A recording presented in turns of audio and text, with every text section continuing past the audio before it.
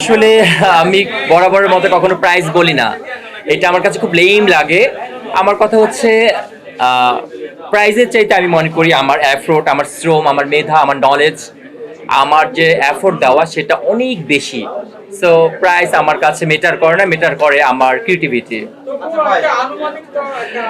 আসলে আনুমানিক আনুমানিক আমি বলতে পারবো না, 1 টাকা হোক 2 টাকা হোক সেটা আমার মধ্যেই থাকুক। আচ্ছা, সরি, আসলে আমি নিজেও ক্লাসিক্যাল ডান্সার, সো আসলে আমি কোনো কারো ব্যাপারে কোনো কথা বলতে চাচ্ছি না, নো টপিকস।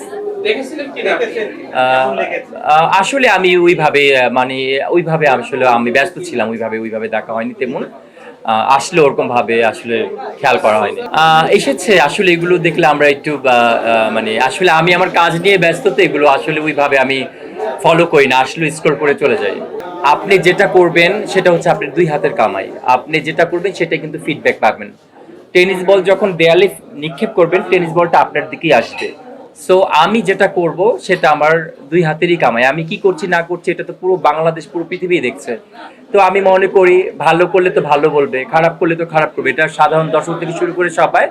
তবে আমাদের বাংলাদেশের একটা জিনিস কি, যে আমরা যারা ডিজাইনার আছি, যারা আমরা একটু ইউনিক ড্রেস পরি বা ইউনিক ভাবে আমরা রিপ্রেজেন্ট করি নিজেকে, দেশে হোক দেশের বাইরে হোক, বিশেষ করে আমার কথা বলবো, সেক্ষেত্রে দেখা যায় কি যে বাঙালিরা, আমাদের সব বাঙালি না, কিছু কিছু যারা আছে যারা বোঝে না, তারা উল্টা পাল্টা কমেন্টস করে, এবং দেখবেন যে যারা কিছু করতে পারে না লাইফে, তারাই কিন্তু খুব বাজে উল্টা পাল্টা কমেন্টস করবে।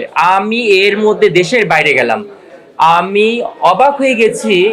আমি এর মধ্যে চীনে ছিলাম, গুয়াংজুতে, সানিডেনে, সেখানে আমি দেখেছি বাঙালিরা কতটা আমাকে ভালোবাসে।